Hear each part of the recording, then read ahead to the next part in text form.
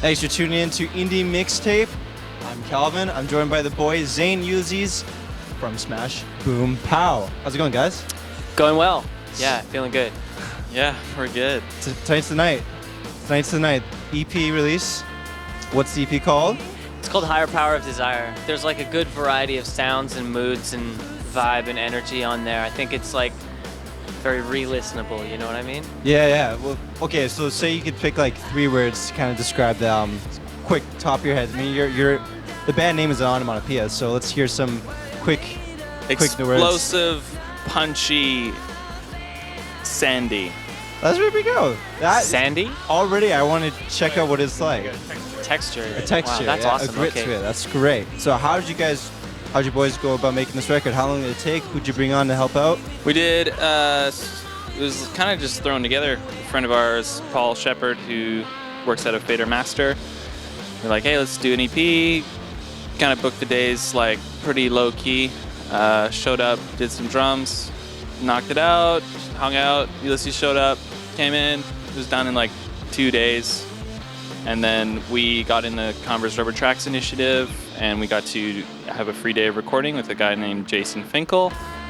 And then that single made it on there kind of last minute. Yeah, super true.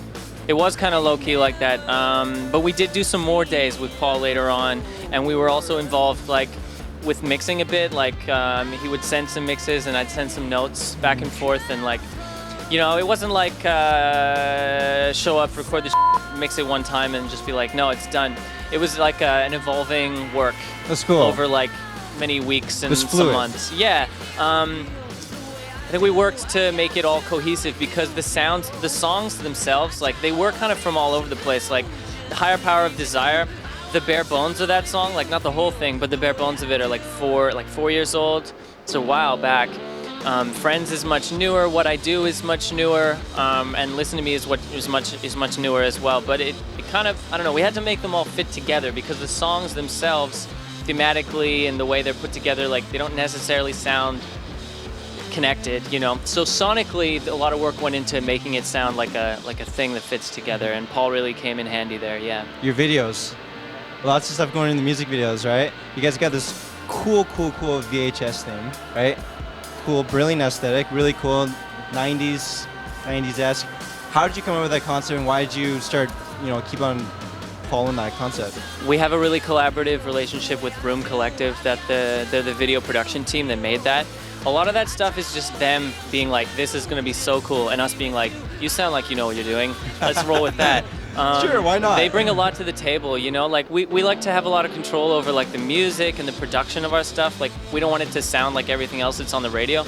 But when it comes to working with people who do creative stuff, like, we really try and have it be a two-way street. And they brought a lot to the table, yeah. So I have to ask then, who's the better bocce ball player? Because your video It's friends... definitely me. It's yeah? not even Hands a question. down? Yeah. You are the lawn bowling master? I'm not even going to fight that. I'm terrible.